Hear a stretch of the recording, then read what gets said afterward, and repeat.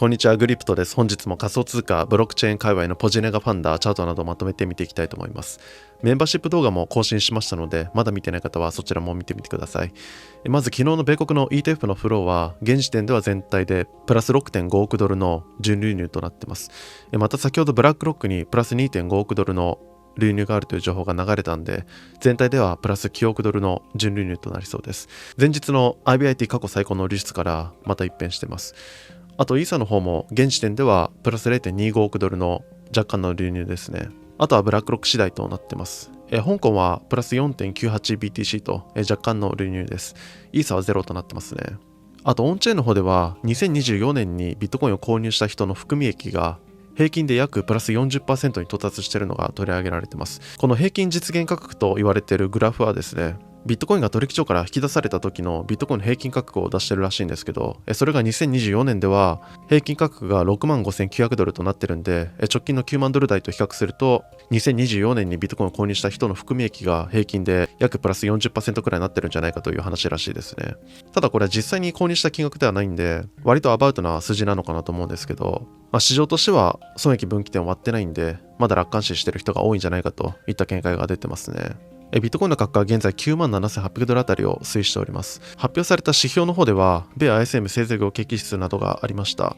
他ではトランプ氏の関税発言やバイデン大統領の日本製鉄の US スチール買収阻止決定などが話題になりましたね。重要指標の米 ISM 製造業景気指数は前回予想以上の結果となってまして、発表以降は米株各指数も反発、ビットコインも同時刻に上昇してまして、一時99,000ドル付近まで上昇しています。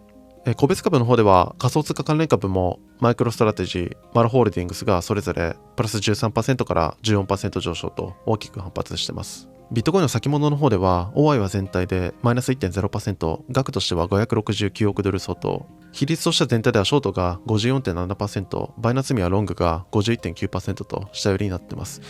今後の指標としては1月6日にイスラエルの基準金利、米非製造業 PMI12 月の確保値、1月7日に米耐久財受注11月、ユーロ雇用統計11月、米貿易収支11月、1月8日に米ジョルツ記事決数、米 ISM 非製造業景気指数、オーストラリアの CPI、ユーロ景況感指数、米 ADP 工事者数などが控えております。他各所の見解ではですね、ビットコインの12月の月足形状が弱気の要因になるとか、あとは香港の規制緩和から2025年は香港市場の躍進に期待できるというですね、エディス・ヤン氏の見解が注目されています。エディス・ヤン氏はソラナのシード投資で成功した人物ということで注目されてますね。そしてオンラインチャン企画ですね。昨日の私の予想では ETF の流出と OI の状況からしても、上がる要因は少ないんですけども、ここ数日の米株と比較して強いことを考えると、米 ISM が無風以上だった場合、また上がる可能性があるんで、上が優勢と見て、1月4日 AM6 時点のビットコインは昨日の 96,654 ドルよりも上という予想でした。結果としては、米 ISM が前回予想以上の結果となってまして、米株各指数が反発、ビットコインも同時刻に上へ向かってまして、判定時刻の1月4日 AM6 時点のビットコインは 98,311 ドルということで、昨日の 96,654 ドルよりも上なんだったりです。続いて本日は土曜なんで、次回は次の米市場平常日1月7日 AM6 時時点の予想ですね。10万ドル近辺での週またぎ、微妙ですけど上にします。来週頭から1月10日の米雇用統計まで米指標並んでるんで警戒されると思うんですけど、私の展開予想では休日中に上がって下がるにしても週明け米市場開場前後になるのかなと思ったんで、ワンチャンまた10万ドル突破、そこまでいかないにしても休日上がった分のリードをギリギリ保つと見て上にしました。ただ今回は自信ないです。なので1月7日 AM6 時点のビットコインは現在の 97,890 ドルよりも上、これでいきたいと思います。指標としては1月6日の23時45分から1月7日の0時にかけて米 PMI、米耐久財受注などが控えております。それらの時間帯にどのように動くのか注目ですね。あとはイーサーですね。イーサーの価格は現在3590ドル、BTC 建ては 0.0366 と、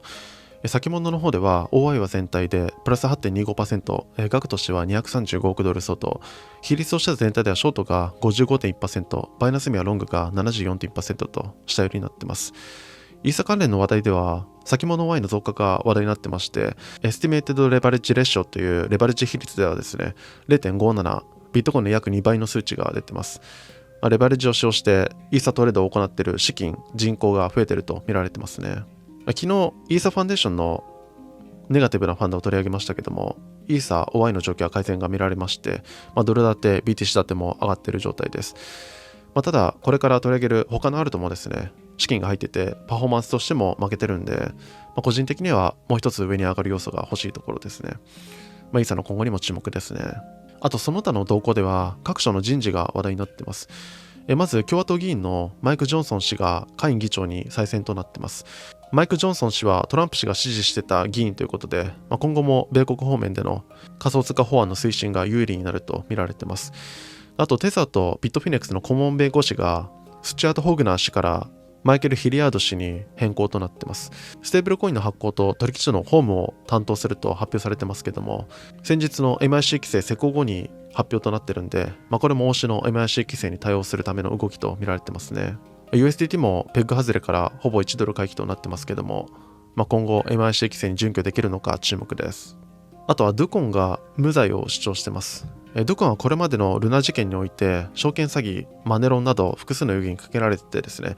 韓国で裁かれる場合と米国で裁かれる場合、刑の重さが全然違ってくるということで、今までモンテネグロに滞在して韓国と米国、どっちに身柄が引き渡されるか注目されてたんですけど、年末に米国に身柄が引き渡された途端無罪を主張し始めたと。報道では明らかに上機嫌で元気そうだったみたいな表現がされてますけども、FTX サムの時もですね、飛行機内で笑顔でいる写真が公開された後に普通に実刑判決が下ってましたから、このドゥコンもどうなるんでしょうかね。ルナ、ランクはババ抜きされることもなく無風となってます。米国では最長で懲役130年の可能性があるとされてますけども、ドゥコン裁判の今後の進捗にも注目ですね。あとアルト関連では、ジョイアルトから最近話題の AI エージェント、ディサイ、ミームコインまで再度資金が入っているのが観測されています。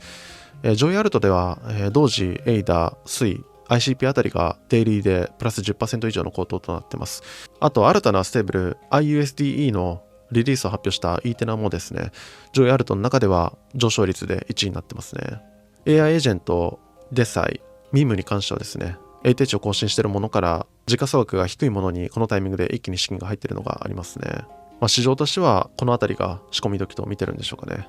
アルト祭りがどこまで続くのか注目です。あとその他リリース関連では完全匿名ソーシャルプラットフォームと言われているアノンワールドが展開されています。現時点での投稿条件はですね、ベースチェーン上で特定の ERC20 トークンを保有している人のみが投稿可能とされてますけども、今後は他のチェーンへの拡張も予定しているとされてます。Web3、SNS、これまでたくさん出てきましたけども、このアノンワールドにユーザーが集まるのか注目ですね。今日はこのとこですが何かありましたらコメントいただけるとありがたいです。よければチャンネル登録とグッドボタンよろしくお願いします。